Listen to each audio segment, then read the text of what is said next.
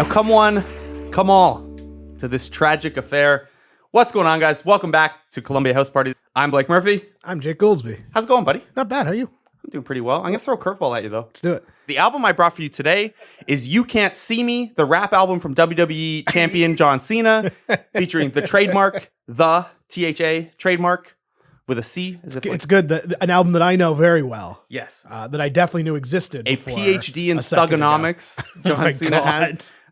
That's a real album, by the way. That sounds horrible, and I want us to talk about it one day. Yeah, I don't think it would get its own episode. I don't know that I could talk about it for that long. We'll see what the people say. Yeah. Maybe they'll listen to this and be like, why didn't you guys talk about the John Cena record? Yeah, why didn't you guys talk about the John Cena record? We're going to get into a very fun, out there album. The album I brought today, Jake, is The Black Parade by My Chemical Romance.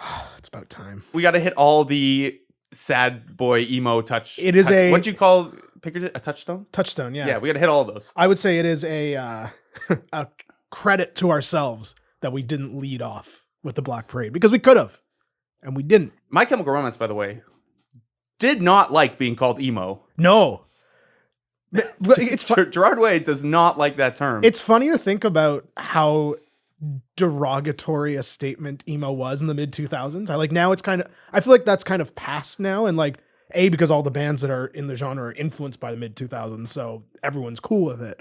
But like, do you remember like all the news stories of the dangers of emo and like, is your child an emo kid? Oh, and, we're gonna get into that. It's like, yeah, it was that was this album that did it. So is your kid dressing up like a skeleton all the time and it's not Halloween? There was like genuine moral panic over emo, which in retrospect is fucking hilarious. Yes. It was like the sister of Marilyn Manson caused Columbine kind of thing. Yeah, exactly. But we're going to get into a lot of that because the fallout from Black Parade is actually super interesting. One of the reasons I wanted to do it early on is because it was My Chemical Romance more in general than Black Parade specifically was, I feel like, kind of an important band in terms of, I mean, they were aesthetically very cool and two of their albums are amazing. I feel like they were important for like getting a lot of the discussion going about why kids are drawn, like kids and teenagers, why they're drawn to music with those kind of themes. Kind of like that 2002 to 2006 range where a lot of online communities were like music was such a big thing in online communities like LiveJournal and MySpace and things like that.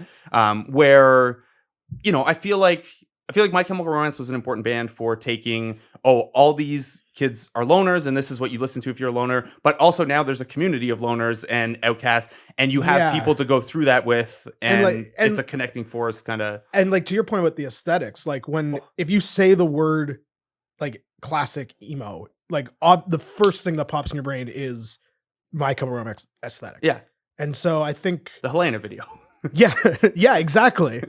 And so it's funny to sort of think about it now and like how rejected it was. And like I wasn't I was a closeted emo kid, let's say. Like I loved all the music, but was like secretly, I think, because it wasn't quote unquote cool like it is now. See, I had kind of the opposite where all of my friends listened to pretty much just hip hop.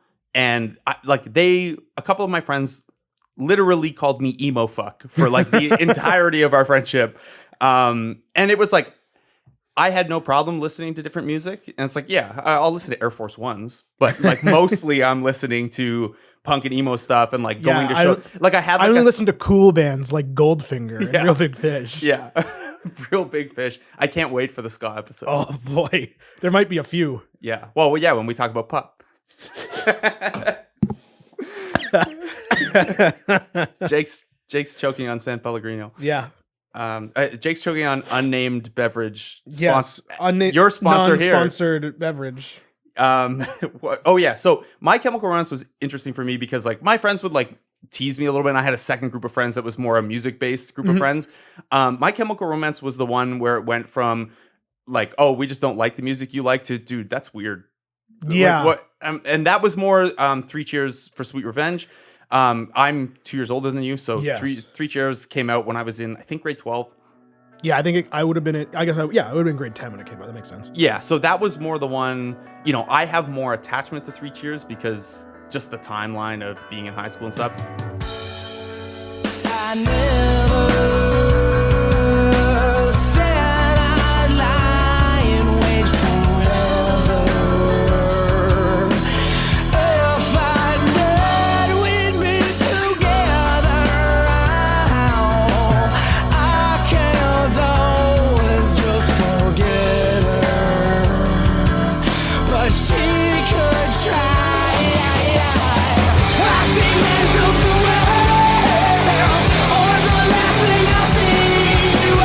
Never coming home, never coming home. Should I? And all the things that you never ever told me, and all the smiles that are never gonna haunt me. Never coming home, never coming home. Should I? And all the wounds that are never gonna scar me, for all the ghosts that are never gonna. Three Cheers for Sweet Revenge in 2004, which was like their big breakthrough success. They also had I Brought You My Bullets, You Brought Me Your Love in 2002 before that, which was not as good as Three Cheers for Sweet Revenge. But Black Parade is a much more interesting album. I think the Yes, cultural impact is greater. I think the album itself is more interesting than Three Cheers, which is like, Future is just like a great yeah, pop punk emo record. they leaned into being kind of weird and it not fitting in everything else that was going on, and they made a good album out of it. Yeah, The Black Parade is a lot more specific, that's a good word. a greater narrative thread, an interesting follow. We're going to talk about The Black Parade.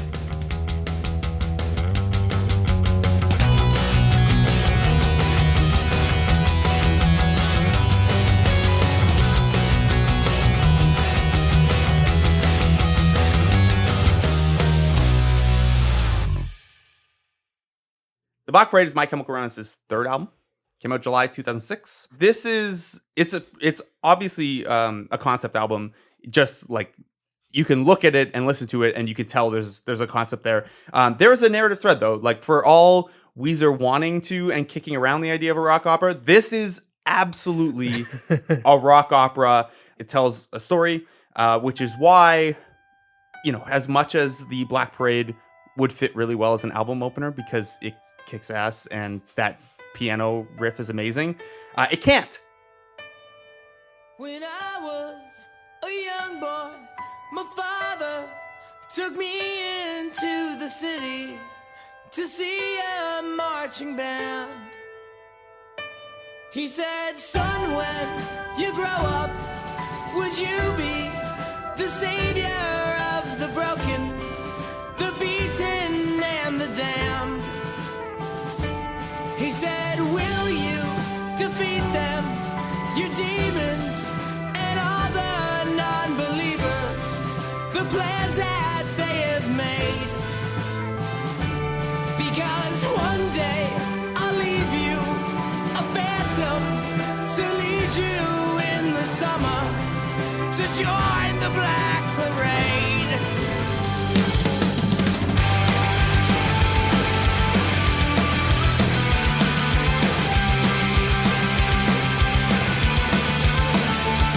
Sometimes I get the feeling she's watching over me, and other times I feel like I should go. Ran through it all, the rise and fall, the bodies in the streets, and when you're gone, we want you all to know we'll carry on, and though we are sick, God, believe me, your memory will carry on. Man, iconic. Yeah, like that. That is one of the genre's most iconic moments. To this day, I still can't believe that's not the first track on the album. It doesn't fit the story as the lead song. There's a story start to finish that kind of touches on death, afterlife, reflection, redemption, if you interpret it a certain way. Interesting. Produced by Rob Cavallo, who had done a ton of stuff. Alanis Morissette, Paramore, Dave Matthews Band, Goo Goo Dolls, Meatloaf, All the bands, Jawbreaker. all the bands I think of when I think of My Chemical Romance. I mean, I think what's interesting about his history is that he's been all over the place, and that allowed for. I think that fits pretty well when a band is trying something really out there. yeah, a and guy who's been all over. He's one of those like super producers Yes. in a way. Yeah, he's done it all. Meatloaf was an interesting one to come across. Like, there's a connection from Meatloaf to My Chemical Romance. We're going to talk about. You want to talk rock? You want to talk about rock operas? Yes. That I'm going to save that for the Meatloaf episode because there is a ton of interesting stuff about that album. We're going to bring my dad on for that one. Bad Out of Hell whips ass. That was like the interesting thing about Bad Out of Hell is that it rules. Yeah. Also, like the only album my dad listened to in his car for like a year straight. We definitely had a cassette in the car as well. Yeah, I remember like vividly pulling up to my dad's softball games, listening to Meatloaf. You want to get pumped up? Throw on Bad Out of Hell. Yeah. Yes, absolutely. Do you just want to do a Bad Out of Hell episode now? Kinda. Yeah, we will do that eventually. Is that next week? I mean, we could. We'll see. We'll see what happens at the end of this episode. So Black Parade comes out. My Chemical Romance kicks off a 138 stop world tour off of the success of this album. It debuted at number 2 on the Billboard charts in the US, behind the Hannah Montana album. Wow. It debuted at number 2 on the Billboard charts in the UK, behind Robbie Williams. That makes more sense. That makes more sense than being stuck behind Hannah Montana. 3 Cheers for Sweet Revenge eventually went triple platinum. The success of the Black Parade was more immediate out of the gate. It also eventually went triple platinum in the US. It's double platinum in the UK, platinum in Canada and Australia. This album was like, I mean, you debut at number 2 on the Billboard in the US and the UK as an emo album. That is huge. They got 4 singles off of it. Welcome to the Black Parade was My Chemical Romance's first number 1 single. It didn't hit number 1 in the US, but it was number 1 in the UK. Interestingly, in digging into this album, I knew like My Chemical Romance was popular in the US and it broke through. The thirst for My Chemical Romance in UK was crazy. Like, yeah, I don't think even at the time, I don't think I realized how big this album was. Yeah. Like an emo album, even if you don't want to frame it as emo, you can call it whatever you want. A rock album. Yeah. To debut at number 2 and like produce 4 big singles, like they did SNL. My Chemical Romance was the musical guest on SNL. It's just wild. A weird thing to think of. And it was received really well. Metacritic has like 79 out of 100 as an average grade. Most publications gave it 4 or 4.5. NME gave it 9 out of 10. IGN said it celebrated the over-the-top 1970s rock scene, which is a pretty good way to put it. Rolling Stone also loved that it felt like a classic rock album. I remember there was a lot of Queen comparisons being tossed around when it came out. There were a lot of Queen comparisons, a lot of Bowie, Ziggy Stardust. Rolling Stone called it number 20 album of 2006, and that was low. Spin had it at 5. Kerrang had it at number 2.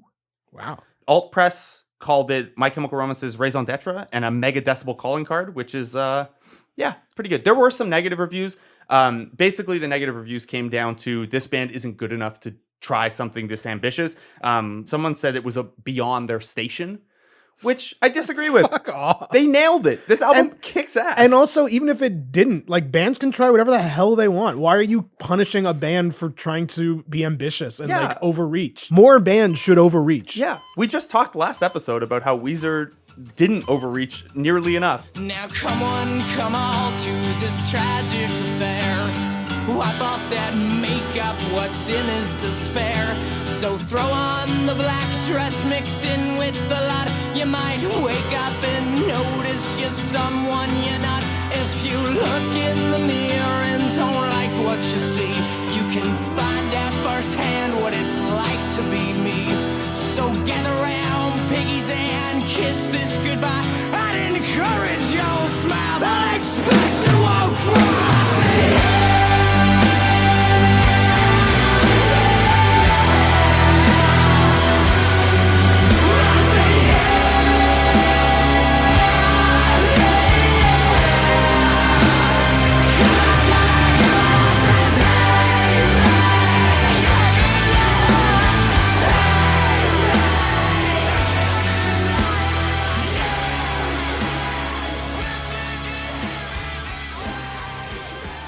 Okay, so the Black Parade, the story is interesting. So the patient is the lead character. If you've seen the video for Welcome to the Black Parade, that video is kind of the entire album sped up, like the story of the album sped up into one. Kind of, if you couple it with Famous Last Words, also, which is an awesome video. We'll talk about that after. I have a weird note from Famous Last Words, if you can remember the video at all. So this is the story of the patient. The album begins with him finding out he has cancer. He lashes out. You get the context of he has roughly 2 weeks to live. He goes through the first couple songs of the album are him, dealing with that, lashing out, reflecting on his life before he dies and what he's going to have trouble living without and things like that. And then he goes on a little bit of like a rock and roll rampage. And then we get to Welcome to the Black Parade. Welcome to the Black Parade is based on Gerard Way's belief that, or I don't know if it's a belief or just like what he envisioned for this particular story. The Grim Reaper comes for you in the form of your fondest memory. Oh. So the Black Parade, obviously it is the patient's fondest memory is not a Black Parade, but it is a parade he went to with his dad. So when death comes for him, it's in the form of a parade with a marching band, one of his fondest memories. So the Black Parade is obviously a stand-in for death. The patient dies. The second half of the album then is him reflecting on his love. House of the Wolves is his arrival in hell or purgatory, depending on how you read it. Eventually, he accepts it. You get there's a lot of context that the patient went to war. Like Mother War is a character in the story that he has some confrontations with and has trouble with. And it's kind of like, it fits the overall story, but it's almost like a detail that's just on the side. And it's like you could have told the story without, but that's cool. It's a little harder to contextualize that part because you don't know for sure if you're reading into it right or whatever. Obviously, he reflects on his teen years in Teenagers. That's which is just an odd duck on this album. What a weird song. Also, the fact that it was a single, and a successful single. So the singles off this one were "Welcome to the Black Parade" and "Famous Last Words," which are the two most important. So the album ends on "Famous Last Words," which is kind of a song of redemption and hope. You can, depending on how you view the entire story, you can either look at it as him coming to terms with death and accepting it, or you could take the perspective that this entire album played out while he was in the balance and he is going to live. And this whole Black Parade then has changed his perspective on life, because a lot of it is, as he's looking back, it's a lot more colorful than he lays it out at the beginning. Right. It turns out that there's a lot more interesting. There's a lot more meat to his story than the patient maybe leads on early in the album. What's cool about it? I mean, a lot of things are cool about it. We talked the other night about how I just want to wear a Black Parade outfit to your wedding. Yeah. I mean, it's up Cassie's alley. If you want to do that, I'm fine with it. Yeah. So My Chemical Romance kind of go back and forth between being My Chemical Romance and a side band called the Black Parade. So Welcome to the Black Parade. Very obvious. Famous Last Words is the one where they go back to being My Chemical Romance, and it's just a kick-ass rock song.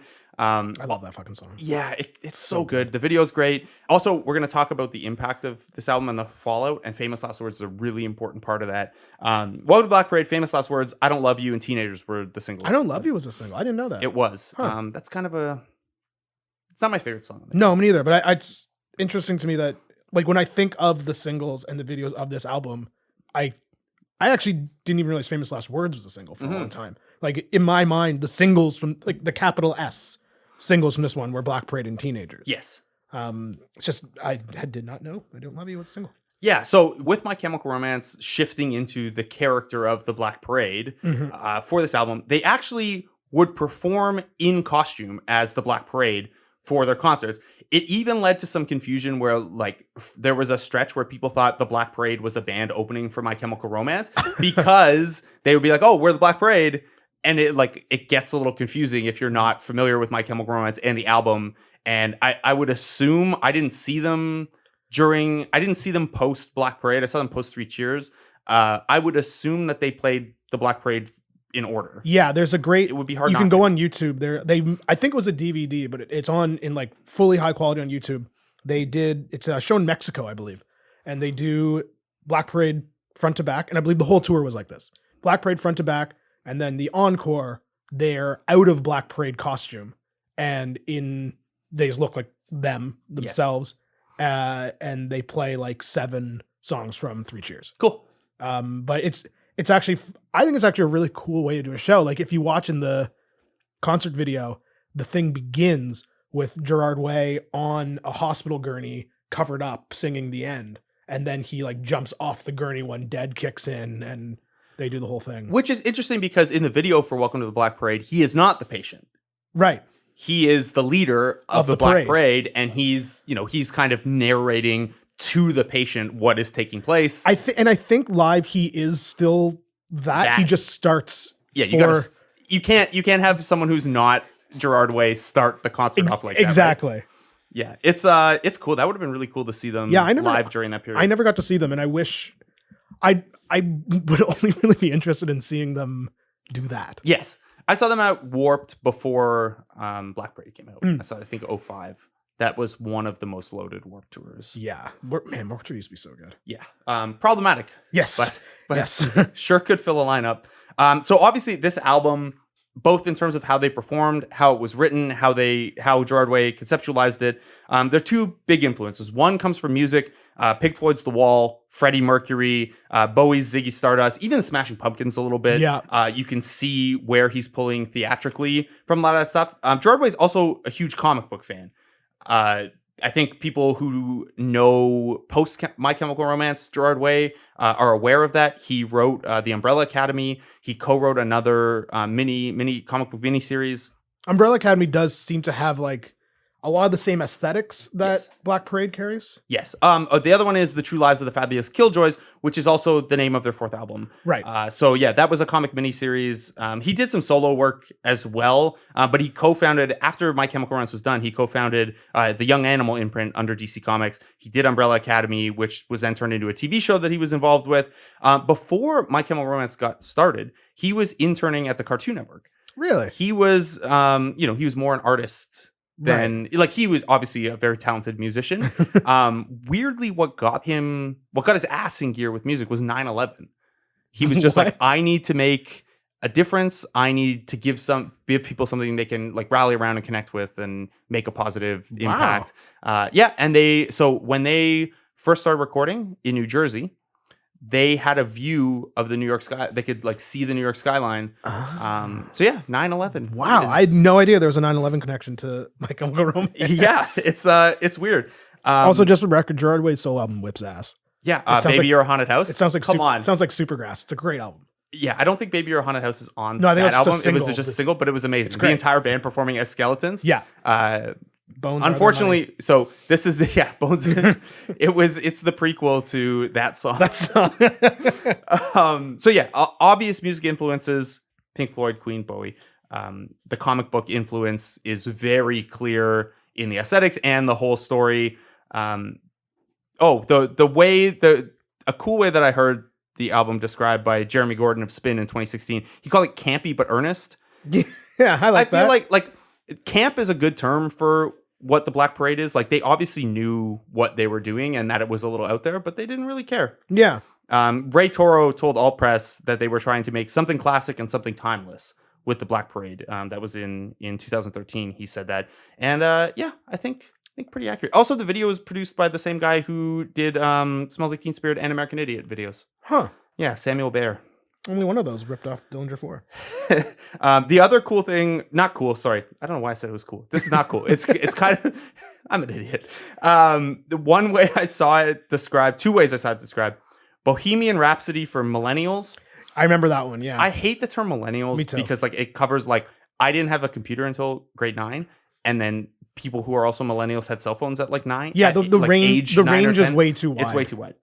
Bohemian Rhapsody was another one, but I feel like My Chemical Romance was very much not the bros. No, not at all. And like I feel like that's also what got sort of tied up in a lot of the emo controversy, because like the My Chemical Romance side of emo was absolutely a reaction to that. Yes. But it became so popular that like the bros love, maybe not My Chemical Romance, but like they love Fall Out Boy, and they loved like... Yeah, especially as Fall Out Boy transitioned to Arena Stadium Rock. Yeah.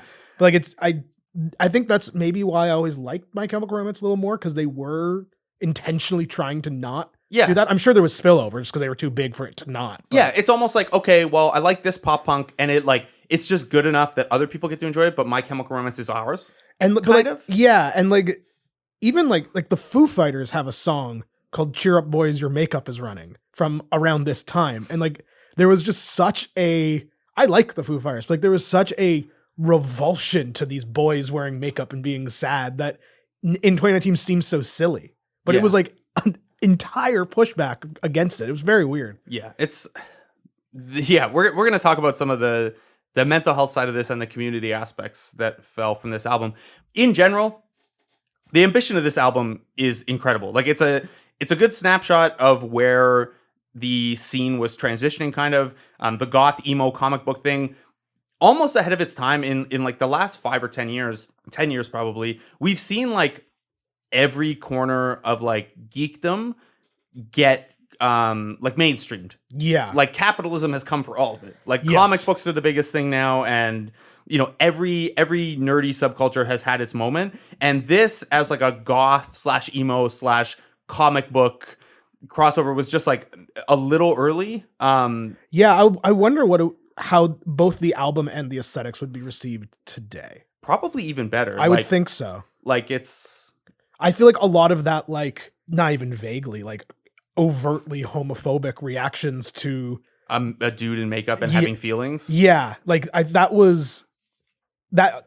that wouldn't happen today. Yeah. Now I do wonder if that could be because of the album. Yeah, and it could make the album less important, right? Like if it comes out and it's just like a cool rock opera, it's like, okay, there's still a place for that. It would still be a good album, but the cultural impact wouldn't be there as much coming today. It was pretty early. Yeah, for that kind of thing. And that was the point. Like Gerard Way cared deeply about making those kind of impacts. We're going to talk in a little bit about how that got kind of twisted and turned the other way. A couple more cool notes from the album first, though.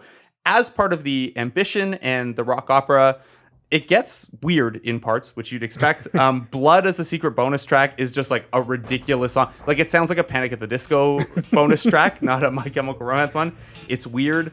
Mama is maybe the most interesting song, like just structurally and where it goes. It's a weird tune.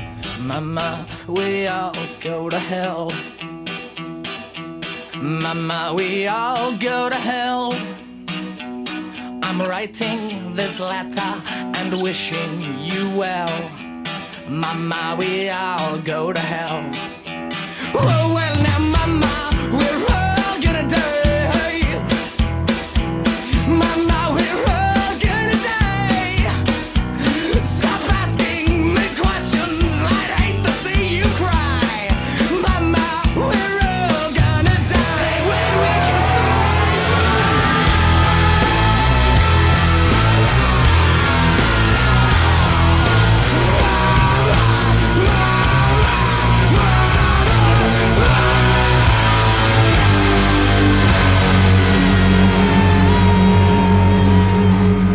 And if you would call me your sweetheart, I'd maybe then sing you a song. But the shit that I've done with this fucking again, you would cry out to rise alone.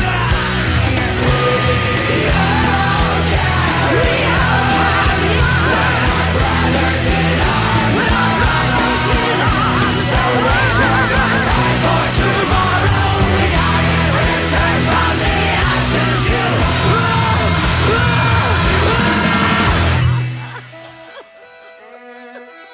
Liza Minnelli on the My Chemical Romance album. That's like, how cool is that? So I'm sure you have an answer for do. me. I have genuinely had the thought many times of A, how did that happen? And B, I just want to imagine the conversation and like the in-studio experience of Liza Minnelli in all her Liza-ness being in studio with My Chemical Romance. So the answer to both is a little disappointing, honestly. Oh, okay. Basically, how it happened was Gerard Way really loved Liza Minnelli, and they asked, and she said yes. Okay. Rob Cavallo, the producer, made a couple of calls, and apparently she was really excited and said she would love to do it. The disappointing part to your second part, they recorded it remotely. Oh, Liza that's Minnelli too did it bad. at a That studio. makes a lot of sense, though. She did it at a studio in New York with a different engineer.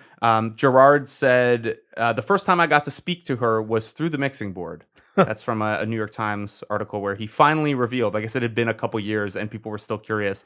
So yeah, he just talked to her through a mixing board from LA to New York and the producer put it together. Yeah, it's I wonder if not as fun a story as... I wonder if Liza had her wits about her enough to like know who My Chemical Romance were. I'm sure that they had to like play her some of it and like explain that like, hey, we're doing this rock opera. Yeah. I want to live in the world where Liza Minnelli is like kind of a My Chemical Romance fan.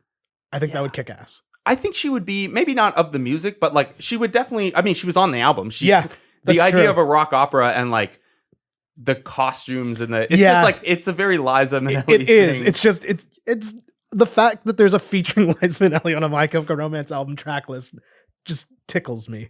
Probably the most interesting part of the album in terms of what you take away from it is Famous Last Words. It was a single. The song kicks ass on its own. It does not require the context of the rest of the album to be I would go as far kick-ass as say song. it's my favorite My Chemical Romance song. Yeah, it's up We'll there. get to that. Yeah, we'll but- get to that for sure. It's also, you can view it as the redemption part of the patient's story. And I know there's nothing I can say to change that part. To change that part. To change.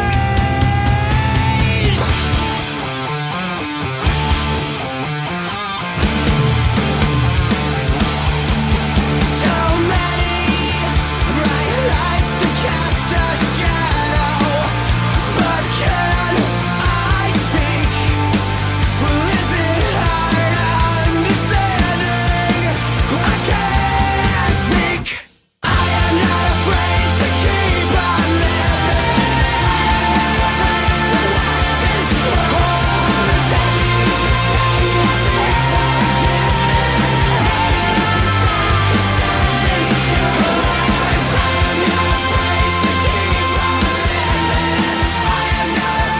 to walk this world alone. This day I'll be forgiven. Nothing you can say can stop me going home. This is how the album ends, and the video adds to it. It's incredible. The world is like burning behind them. Gerard Way is on his knees screaming this refrain, I am not afraid to keep on living. I am not afraid to walk this world alone. The I am not afraid to keep on living being repeated over and over again at the end of the album is what, to me, maybe it's not him accepting his death. Maybe, you know, this was all Right. like the flash of light, you know, when apparently you die and you see the flash of light or Whatever, whatever. yeah. This is all it. But it's also, you know, there's a lot of messaging and within the album, and My Chemical Romance has always tried to be hopeful within the sadness and the difficulty. But I think ending the album that way is awesome. Also, a cool thing in the video, when he's on his knees screaming, he was actually on his knees screaming. He injured himself. Really? Yeah. I think he tore his Achilles. Oh my god. Yeah, I think that's what it was. Yeah, he tore ankle ligaments while filming, and they used the footage of him being on the ground screaming. That kind of rolls. I Yeah, love one that. of the other band members also got like really badly burned. I remember that. Yeah, that's right. With the pyro. Yeah, that's I mean, cool video, but be careful.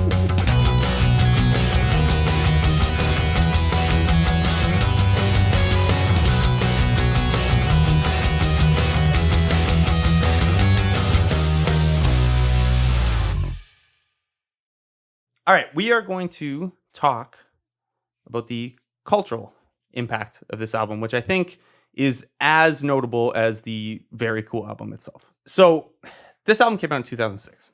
Yes. In 2008, a 13-year-old British girl hung herself.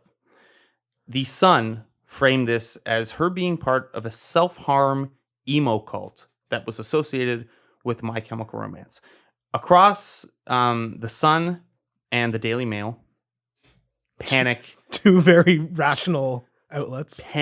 in the UK about My Chemical Romance and about these emo cults. The Sun, which is a British tabloid, published the headline, Suicide of Hannah, the Secret Emo. The coroner himself said that My Chemical Romance's music glamorized suicide and called it a sinister cult. Oh my God. Obviously, that stuff's not true, but this was a huge deal. So one of the explanations to, I can't remember if it was the Daily Mail or the Sun, but they thought that the Black Parade is where emos go when they die, and like welcoming people to the Black Parade was suggesting that they kill themselves to join up In emo heaven or whatever. Yes, the That's emo place. amazing. There's a good place, there's a bad place, there's the emo place. I remember I have like a vision in my brain of a news report in the States of like kids lining up for CDs or concert or whatever, and just the camera panning across these like 6-year-old emo kids and it being framed as like the dangers of letting your child be an emo. Yes, so the band released a statement pretty much immediately and was like, obviously this is stupid. The band statement was along the lines of, we're anti-suicide, we're anti-violence, we're pro-hope, we're pro-courage. If you actually take the time to listen, it's pretty clear. Like we Yeah. just talked about Famous Last Words. The album ends on I'm Not Afraid to Keep on Living. So fans had actually planned a march across London to the Daily Mail offices to protest this. Oh my God. It eventually got canceled. The police... It's probably good. Yeah, the police were going to get involved, and it's probably best that it did not. But for a while, during their UK gigs, the band would say, like, fuck the Daily Mail regularly, which... Fair. Yeah. Yeah, and fans would respond not only outside the, with this planned protest, but you would see at My Chemical Romance concerts, there were signs like MCR saves lives, or the last lyric, not afraid to keep on living. The pushback was a lot of My Chemical Romance fans and fans of this genre being like, hey, no, you guys, not only is this on its face just fucking stupid, you have completely misunderstood what this is and what this community is and what this album has done bringing us together. It's not a suicide call, it's a support group. Which I think is like, I know that a lot of my favorite bands, a lot of my favorite albums are like in capital letters, like bands that mean a lot to people. Yes. And I think that emo, specifically My Chemical Romance, but the genre as a whole in the mid to late 2000s, I mean, I guess you could call it a like fan cult, but that could be the case for any genre. You could call it a community is a better word for it, right? But I think there was a like, to your point about like the reaction to it, there was a like insular sort of idea going on that like this is ours and now you are trying to take this from us, so fuck you, and we're gonna like even react even stronger and make this ours, which I think is the right way to react to fandom. But like I don't know, because I wasn't really part of that scene, but I don't think it was done in like a like gatekeeping, stay out of our scene kind of way. No, it was a don't misrepresent our scene. Yeah. It's like everyone is welcome if you're going through this, but like don't frame it as something it's not. Like there's a deep misunderstanding there, and this applies beyond My Chemical Romance. It applies to my friends calling me emo fucking high school. It applies to every parent that worried their kid was listening to sad music and that was going to make them more depressed.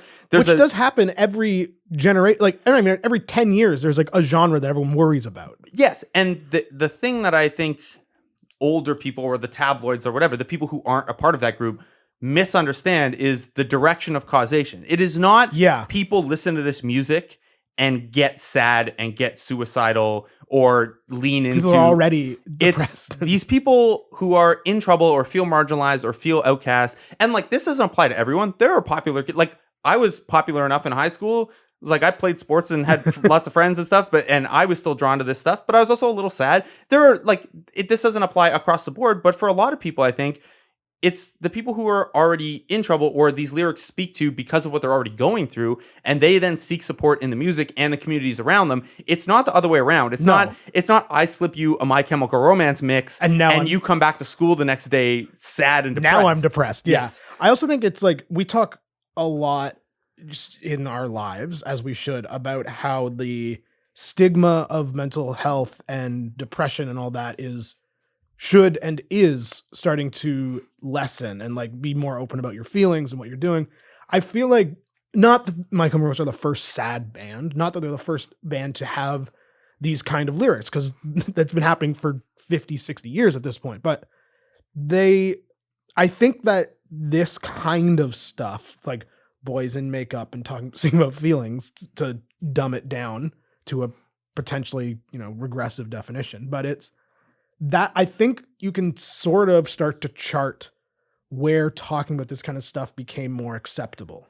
Yeah, it's a great point. There was in 2016, Vice had the Noisy Guide to Music and Mental Health, and they talked a lot about My Chemical Romance within that. And I think that, through my own personal experience, but also through an article like that looks back at the last 20 years and where music has gone and where the conversation about mental health has gone, mainstream emo becoming popular enough, and like I'm using emo broadly here. Yeah. Like you can include pop punk, you can include the like sadder folky stuff.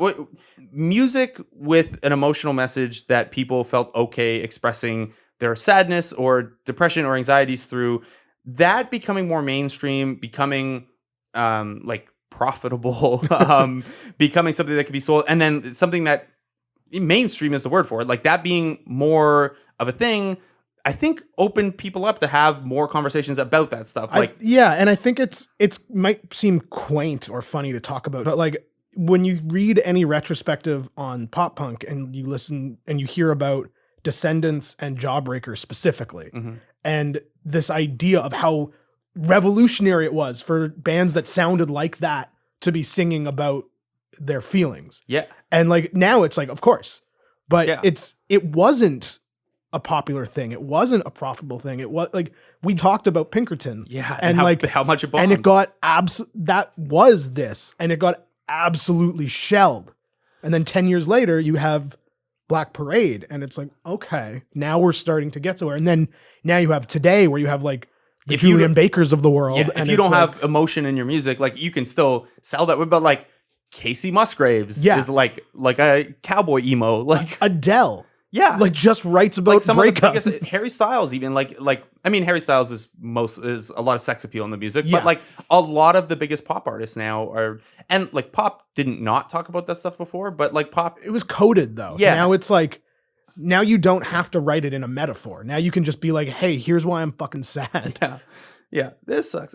So because of this, so this was 2008 that the Suicide of Hannah came out, and the kind of follow from this. In 2011, Dr. Rosemary Lucy Hill of the University of Leeds wrote an academic research paper on this called Emo Saved My Life. And it kind of goes into what we're talking about, and the fostering of community and people who are already dealing with things, seeking these things out. We talked about most of the points that the piece touches on. The one that I found interesting that we haven't mentioned is her takeaway was that women were disproportionately treated as the victims of the music, almost as if like they didn't have the agency themselves to seek out solace.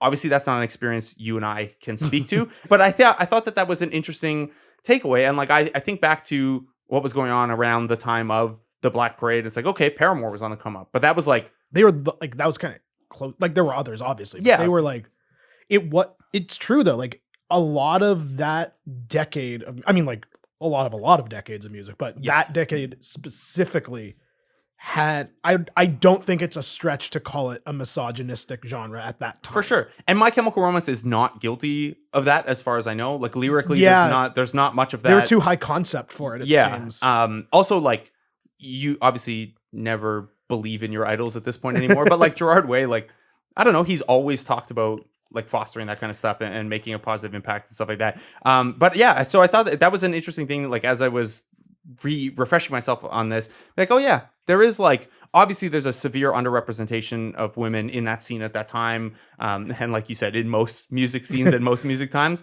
But them being disproportionately treated as the victim, as like, oh, you don't have the agency to like, you're sad and you seek out support. It's like, no, the music must have done this to you. I thought that was an interesting and I perspective that I hadn't really thought of. And I think maybe I could be wrong, and this could be my like straight white guy angle on it, but I think that sort of the androgyny and the makeup aesthetic side of My Chemical Romance makes them a little more approachable from that side of things, because they are not posturing themselves as like not even tough guys, because none of this was tough guys, but like they're not, Take Back Sunday or like the guys who like, we've been hurt, but we're like still there. Like My Chemical seems to always be very open to straddling that line a little bit. And like, I don't want to call it the male female line, because I think that's not a thing, that's not it. but I think they were always more, I think, easy to digest from that perspective of things intentionally. Yeah. And it works, I guess, because they fucking sold a lot of records. They sold a lot of records, and they made 2 extremely good records. As a yeah, I don't know. They're always, I appreciate very much the like, oh, I play sports and I hang out with jocks, but also I'm doing all the theater stuff and like, oh yeah, here's a band for you. This album definitely spoke to my theater kid inside me for sure. Yeah, I don't talk a lot about being a theater kid, but I did a little bit of that stuff. I just can't sing. I couldn't. My job. I couldn't have a role in any of the musicals. Right. It was really funny. So one of my best friends in high school, his name's Jeff. Whenever the production was a musical, he was the lead, and I would play like there was one, we did a musical of Big, and I played 7 different characters. Of Big? Yeah. Wow. Yeah. Okay. I played 7 different characters. I was just like changing every scene because like I can't sing, so I can't be like a main role. Right. But I can be like everyone with a speaking line and just like change my clothes quickly. But then anytime it was a non-musical, we flipped spots.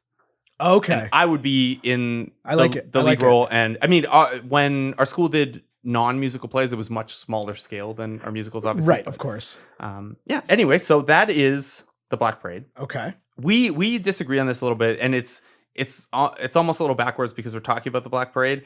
3 Cheers for Sweet Revenge like hit me more. Like I think the Black Parade is a better and more interesting album, but 3 Cheers for Sweet Revenge came out when I was in high school and I was like really getting into the scene and stuff. Yeah. And I just like, I feel like I probably listened to it more. I feel like it's also might be an age thing. Like even though we're only 2 years apart. It's an important 2 years, right? Yeah. Like the 2 years between 31 and 33 are not important, but between 16 and 18, yeah, totally, or 18 and 20 is pretty. So what I want to do, I don't think we need to rank My Chemical Romance albums. I think it's only 4 of them. Yes, and the first one is fine. I like it's okay. Yeah, I mean it's a good hint of what was to come, I would say. Yes. I didn't love Danger Days, The True Lives of the Fabulous Killjoys. So I had actually, until about 6 months ago, I had actually never listened to the 4th album because I kind of just like age wise after Black Parade, I was just I went much more into that like what Pitchfork told me to read phase of my life. Also, like they took 4 years to put the next album out. What was interesting about Danger Days is that they talked a lot about wanting to get back to, like Gerard Way said, and quote, the band misses being a rock band. So I think they got tired out a little bit, maybe, of the high concept stuff. They actually thought when they made this album, they sent it to friends, as you do in the music industry. Made Danger Days? Yes. A friend told them that it would make the rest of their work redundant. Like people had high expectations for Danger Days. Obviously, it didn't turn out that way. They had planned a 5th album. It never came out. They broke up in 2013. Gerard Way went on to do cool comic book stuff. To the community point, I thought this was a cool footnote. After the band broke up, he set up a P.O. box for like fans to still connect with them. And that is cool. Yeah.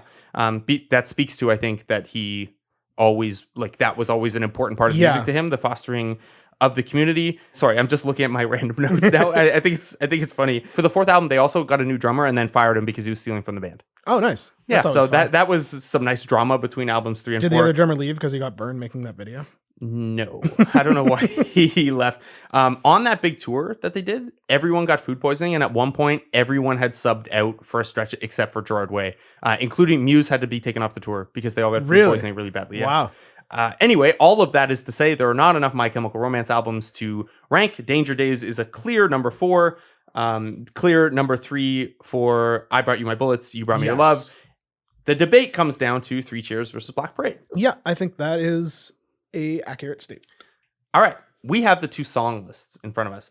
I don't think we need to debate Black Parade versus 3 Cheers. I think it's a perspective and timing thing. I think I think the Black Parade is obviously a more ambitious. And as you said, album. I think we can go. I think objectively, it's not a stretch to say that Black Parade is definitely more interesting. Mm-hmm. Whether it's better or not is subjective, so who knows. But yeah, I think honestly, it kind of like it's just like it's also like such a good sequel to 3 Cheers. Like those 2 albums fit so well together. I also found that like when we were when my friend Andrew got married in Ottawa, and myself, Cassie, and our friend Jacob Kramer drove down to Ottawa together and just obviously listened to emo music the whole way. Naturally, we listened to 3 Cheers and Black Parade back to back, and I was struck by not only how they fit really well together as companion pieces, but also like My Chemical Romance's songs were so good. Yeah, like for a genre that got maybe unfairly maligned for not like the music being less interesting than the scene. Yeah. Which I think for a lot of mid 2000s emo bands is accurate. Like My Chemical Romance's songs were really good. Three Cheers has like bangers. On Yeah. it. And like the Black Parade has some really good songs. Like Famous Last Words, House of Wolves, Welcome to the Black Parade. Those all stand alone as really good Yes. single songs. I think my biggest take with Three Cheers is that the highs are higher.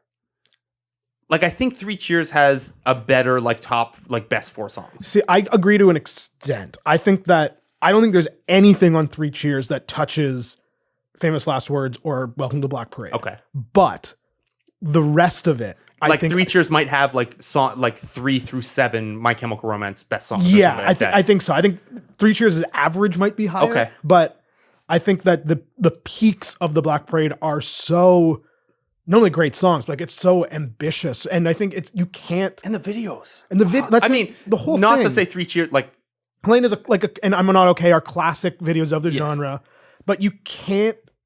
I find it very hard to separate Black Parade from its importance and its place in time and its context, which I think Three Cheers, it's easier to be like, that's a great pop punk album. yeah, and unquestionably. it but, looked like, really cool. and it looked really cool. But like, just the You don't know karate.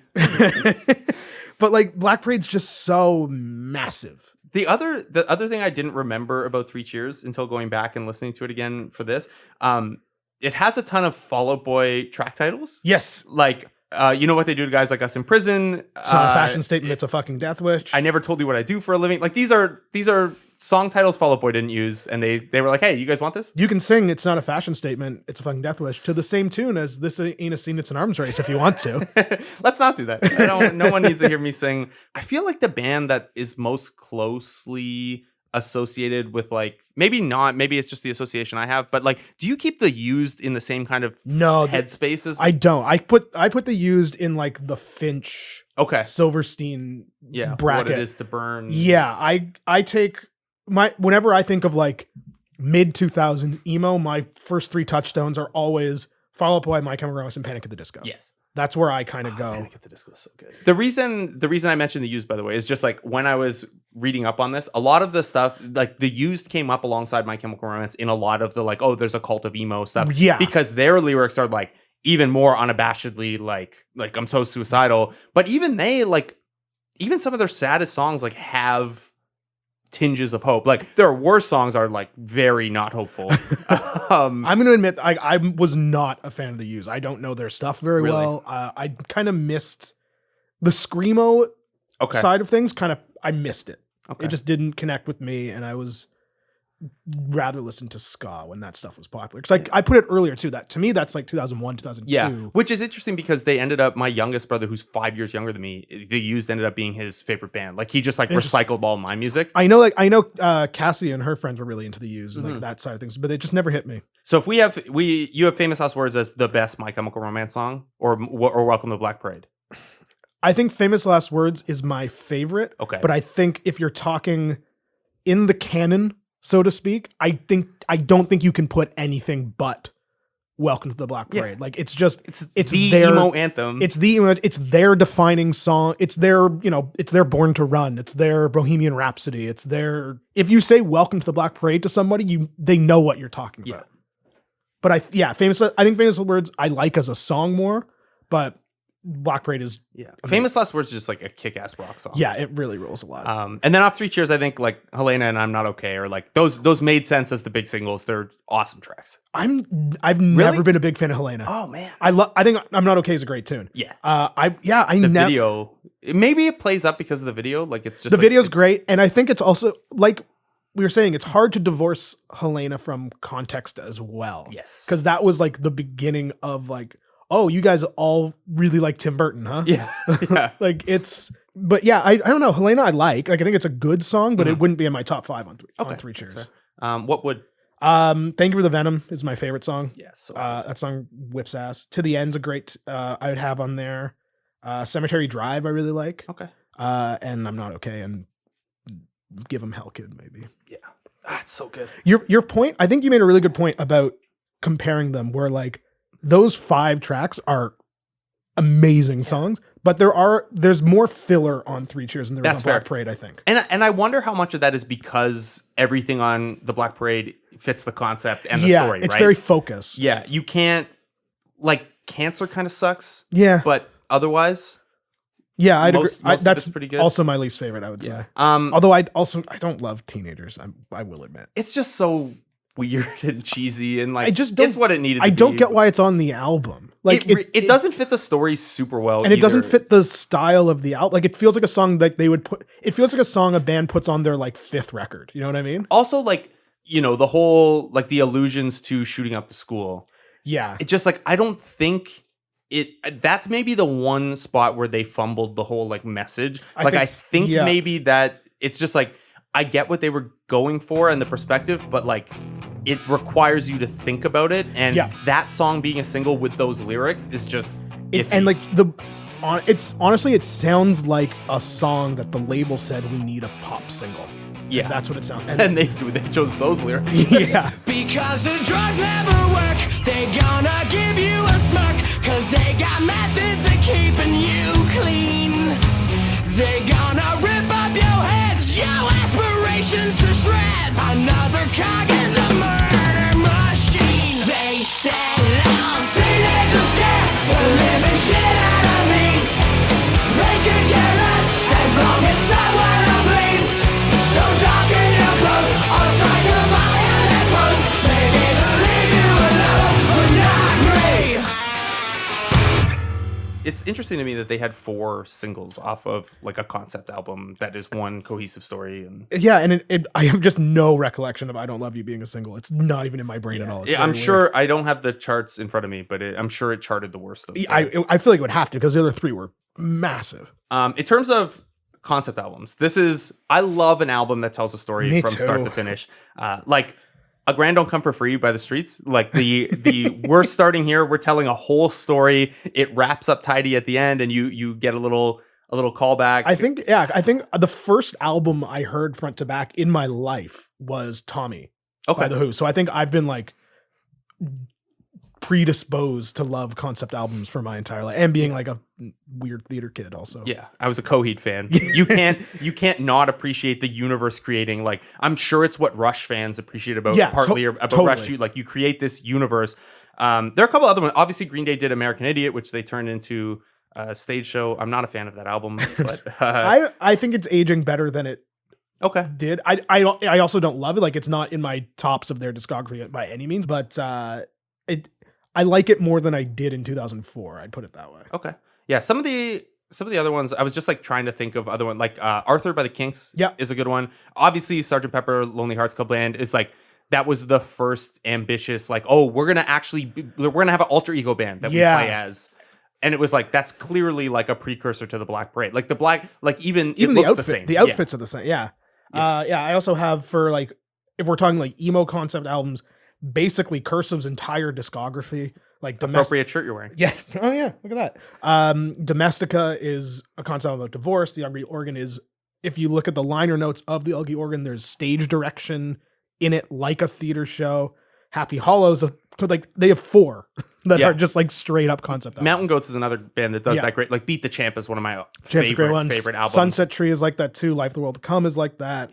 It's a hard thing to do. And then obviously, like, this is before getting into like Ziggy Stardust. Yeah. It's like, obviously that's we want to Pink Floyd. Like, obviously those are MCR, Murder by Death's Who Will Survive, and What We Left of Them. Gerard Way actually sings on the first track of that. amazing. And they actually have Murder by Death, which I would love to talk about one day on this show.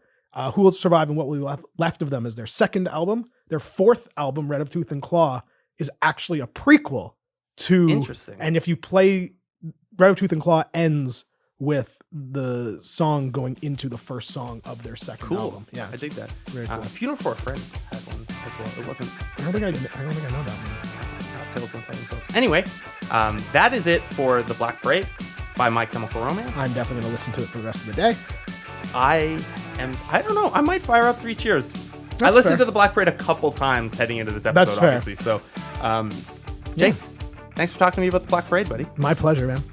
We'll see you. We won't see any of you. We'll talk to you We had such a That's good me. ending, and We're you so had close. to I you fucked had it to up. one up the ending. I fucked it up. Yeah, we don't need anything clever. We just say thank you. So guys, thanks. Thanks, Talk to you guys. next week.